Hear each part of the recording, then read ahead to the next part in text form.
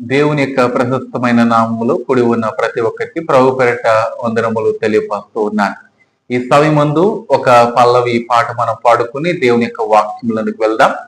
మరి చాలా సంతోషకరమైన విషయం అండి. ఈ యొక్క దినమందు అనగా 23వ తారీఖున, జూలై 23వ తారీఖున నేను రాసిన సాంగ్ రిలీజ్ అయి ఉన్నది యూట్యూబ్లో. నిన్న నేడు నిరంతరము అనే పాట, మెలోడీ పాట అండి, చాలా బాగా వచ్చింది. ఎవరైనా వినాలని ఆశపడినట్లయితే హోప్ టీవీ తెలుగు ఛానల్లో అది రిలీజ్ అయి ఉన్నది.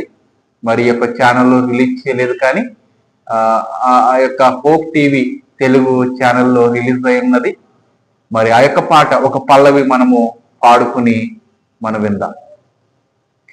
నిన్న నేడు నిరంతరము మారని నా యేసయ్యా, నిన్న నేడు నిరంతరము మారని నా యేసయ్యా, నా యేసయ్యా, నా మెస్సయ్యా, నా యేసయ్యా, నా మెస్సయ్యా, నాకు నీవే ఆధారమయ్యా, నాకు నీవే ఆధారమయ్యా. పరిశుద్ధుడ ప్రేమల తండ్రి యేసయ్య, నీకు వందనాలు. ఇదిగో ప్రభువా, ఈ యొక్క సమయమందు నీ యొక్క వాక్యాన్ని విత్తడానికి నాకు ఇచ్చిన చక్కటి సమయాన్ని బట్టి నీకు వందనాలు ప్రభువా.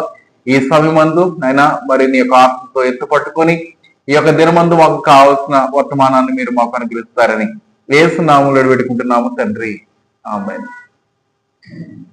మరలా వందనాలు తెలియపరుస్తున్నాను మీ అందరికీ. మరి ఆ యొక్క పాట చాలా చక్కగా వచ్చినదండి. ఎన్నో శ్రమలు పడి ఆ యొక్క శ్రమల నుంచి రాసిన చక్కటి పాట. విని తరించండి, అలాగనే ఇతరులకు కూడా ఆ పాటను చేరవేయండి. దుఃఖంలో ఉన్న వారికి చాలా ప్రాముఖ్యంగా ఈ యొక్క పాట నెమ్మదిస్తుందని నేను నమ్ముచూ ఉన్నాను. మరి యొక్క దినమందు వాక్యాంశము, ఇతరుల కొరకు విలాపించాలి. ఇతరుల కొరకు మనము విలాపించాలని దేవుని యొక్క వాక్యము తెలియజేస్తున్నది. విలాపము అనగా ఏడుపు. ఎటువంటి ఏడుపు అంటే మనము మనకి శరీరాన్ని బాధించుకుని ఏడవడము కాదు, మన యొక్క హృదయాన్ని నలగొట్టుకుని, ఏమండి, మన యొక్క హృదయాన్ని నలగొట్టుకుని మనము విలపించాలి. మరి యోన నినివే పట్టణానికి ఒక సమాచారం తీసుకుని వెళ్ళి ఉన్నాడు. ఈ పట్టణాన్ని దేవుడు తన యొక్క ఉగ్రత ద్వారా కాల్చివేయబడుతున్నదని, ఈ యొక్క పట్టణం అని ఆ రాజుతోటి, అక్కడున్న సైన్యముతోటి, అక్కడున్న ప్రజలందరికీ బోధించినప్పుడు వారందరూ విలపించి ఉన్నారు. ఎటువంటి విలాపం అంటే వారు ప్రార్థన విలాపము. ప్రభువు దగ్గరికి అనగా సమీపముగా వారు చేరి ప్రభువుని వారు ఆరాధన చేస్తున్నారు, విలపించున్నారు. అయ్యో, ఇంత ఘోర పాపం చేస్తున్నాము, దయతో మమ్మల్ని క్షమించు ప్రభు అని వారు ప్రార్థయపడి ఉన్నారు. అలాగున మనము ఇతరుల కొరకు ప్రార్థయపడాలని ఈ నేటి దినమందు వాక్యం మనకి తెలియచేస్తున్నది. ఇతరులు ఎవరు?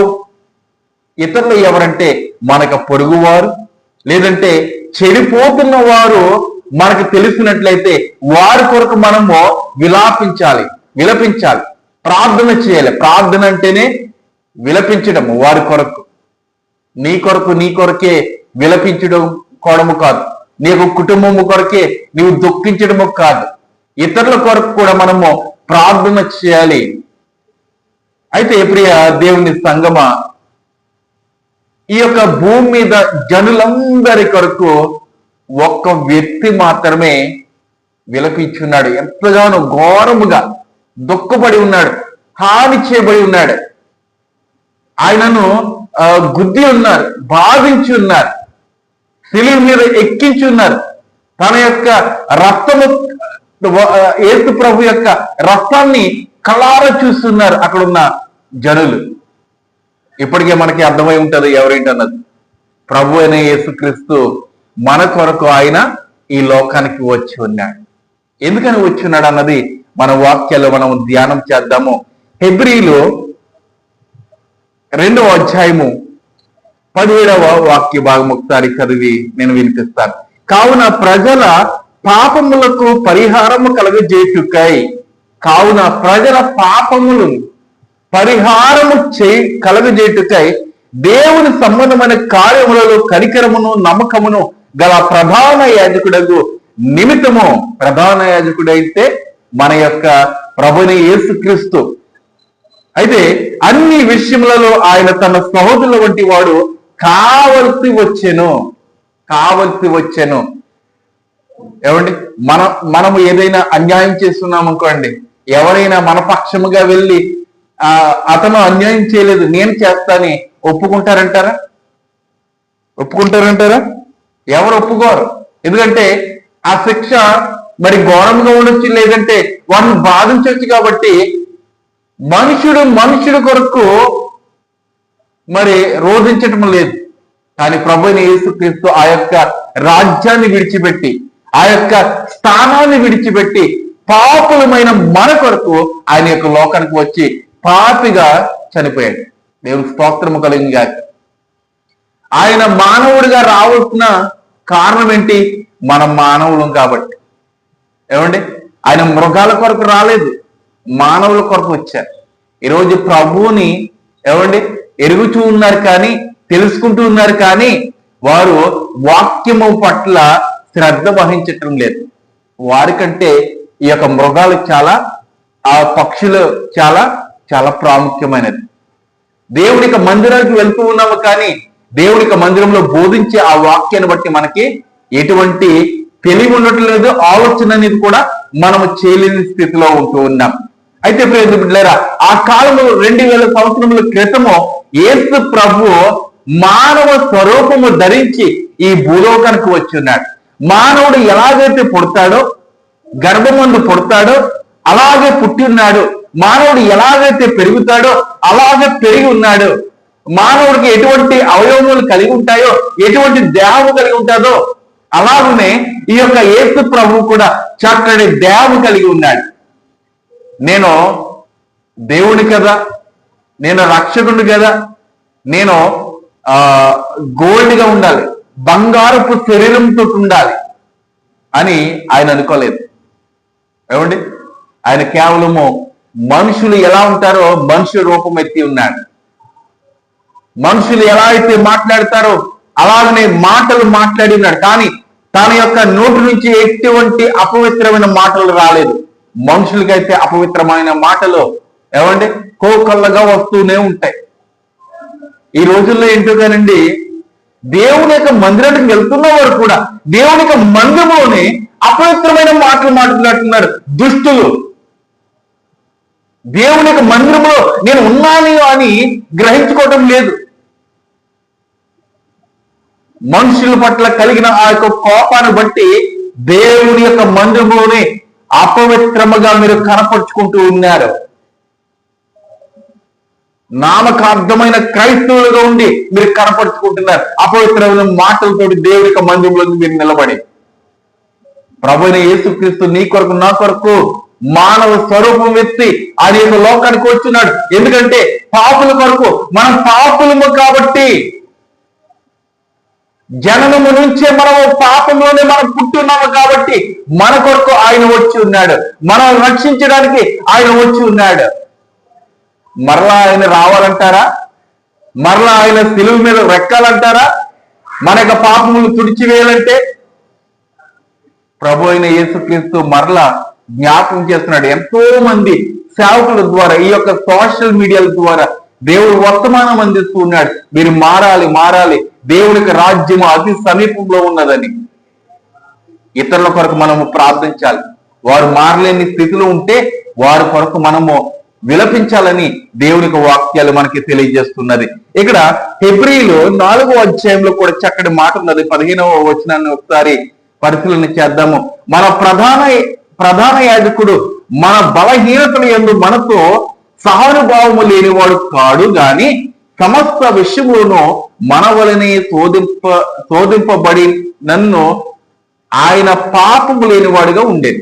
మన వలె శోధించబడినను ఆయన పాపము లేనివాడిగా ఉన్నాడు. శోధించబడింది ఏమండి, ఆయన 40 దినాలు ఉపవాసం చేసి సాతానుడు ఏం చేశాడు, ఇదిగో ఈ రాళ్ళను రొట్టెగా చేసి నీవు ఆహారం చేసుకో అని ఏం చెప్పాడు, చక్కగా వాక్యము రూపముగా సమాధానం ఇచ్చున్నాడు. ఈ రోజున మనకి ఏమండి ఏదైనా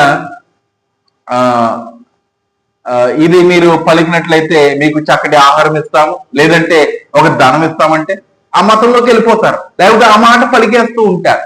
ఏమండి విశ్వాసాన్ని తాకట్టు పెట్టేస్తున్నారు.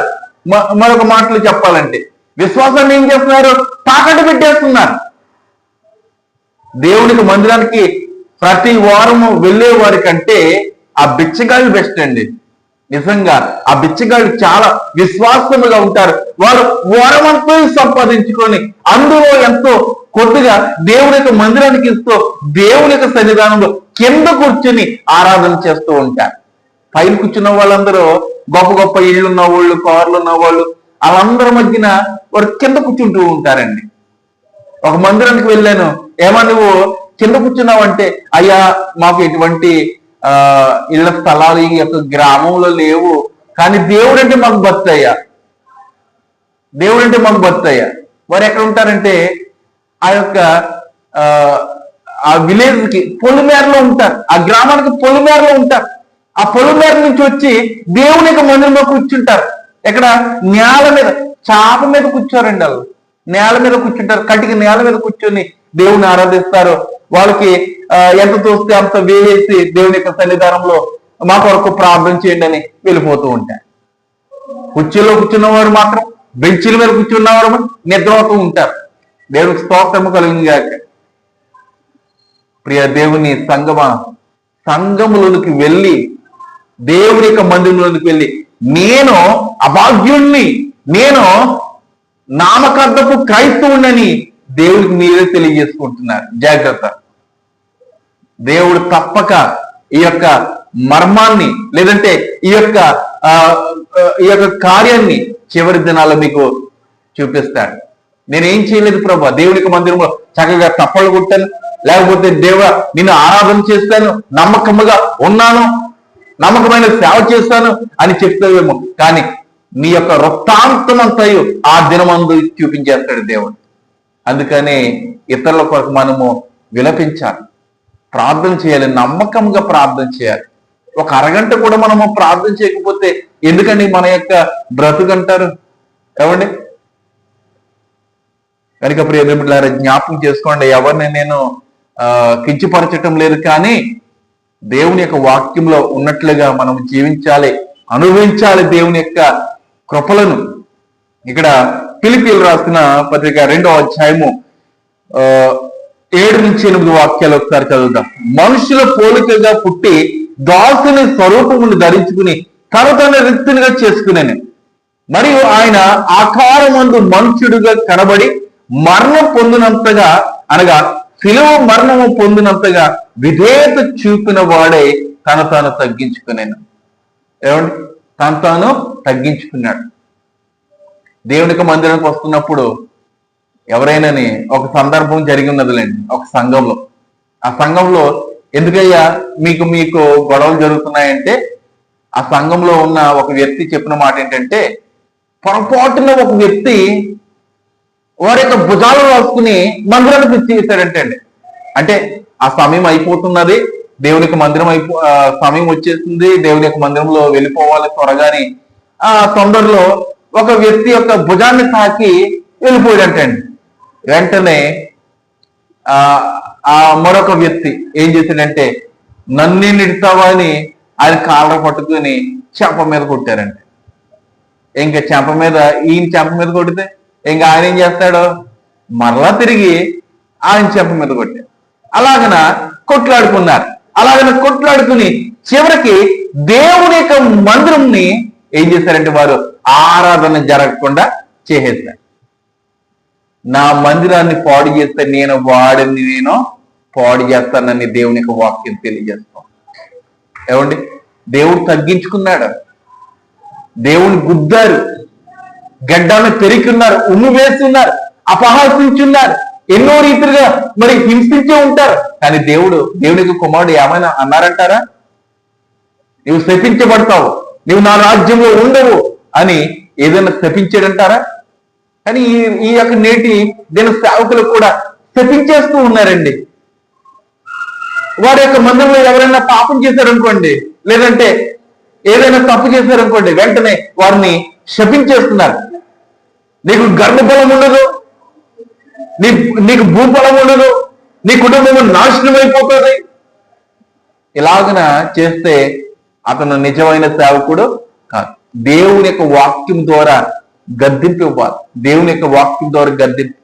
ఏమండి, మన యొక్క నోటి మాటల ద్వారా ఏ వ్యక్తిని మనము బాగు చేయలేమో దేవుని యొక్క పరిశుద్ధ గ్రంథమైన వాక్యం ద్వారా మాత్రమే వారిని బాగు చేయగలము. ఓ సేవకుడా, ఓ విశ్వాసి, ఈరోజు తెలియజేయబడుతున్న ఈ యొక్క వాక్యంలో ఉన్న మర్మం ఏంటో తెలుసా?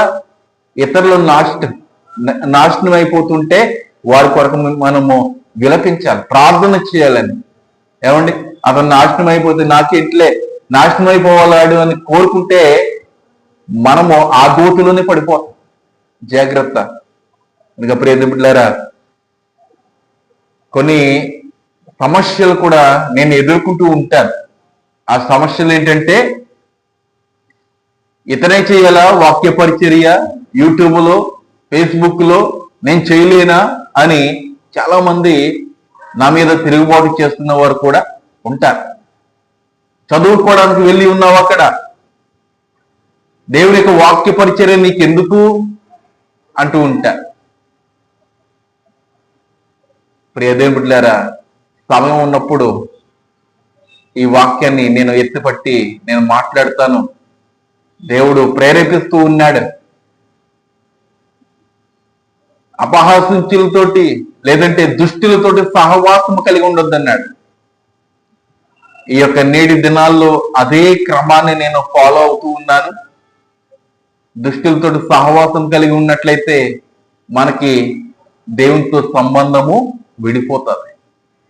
కనుక చాలా జాగ్రత్తగా ఉండాలి. దేవుని యొక్క సంఘంలో కానీ లోకంలో కానీ ఏమండి నిత్యము ప్రార్థన పూర్వకంగా ఉండాలని ప్రభుపేట నేను మనవి చేస్తున్నాను. దేవుడి యొక్క వాక్యాన్ని దీవించిన గాక. ఆమేన్. ప్రార్థన చేసుకుందాం. పరిశుద్ధ ప్రేమ తండ్రి యేసయ్య నీకు వందనాలు. ఇదిగో ప్రభు, ఈ యొక్క దినమందు నాకు ఇచ్చిన ఈ యొక్క వాక్య పరిచయాన్ని బట్టి నీకు స్తోత్రములు తండ్రి. ఈ యొక్క వాక్యం ద్వారా ఎంతమంది అయితే విన్నారో ఈ యొక్క వాక్యంలో ప్రార్థనలో ఏకీపిస్తున్నారు వారిని అందరినీ మీరు దీవించండి. ఈ యొక్క వాక్యాన్ని ఇతరులకు చేరవేస్తున్న వారిని కూడా మీరు జ్ఞాపకం చేసుకోండి. నిశ్చితమైన ప్రభు, ఈ వాక్యం ద్వారా ఒక ఆత్మనైనా రక్షించే బాధ్యత యోగ్యత నాకు అనుగ్రహిస్తారని యేసు నామములో వేడుకుంటున్నాము తండ్రి. ఆమేన్. అందరికీ వందనాలు. శుభదినము. దేవుడు మిమ్మల్ని దీవించి ఆశీర్వదించిన గాక.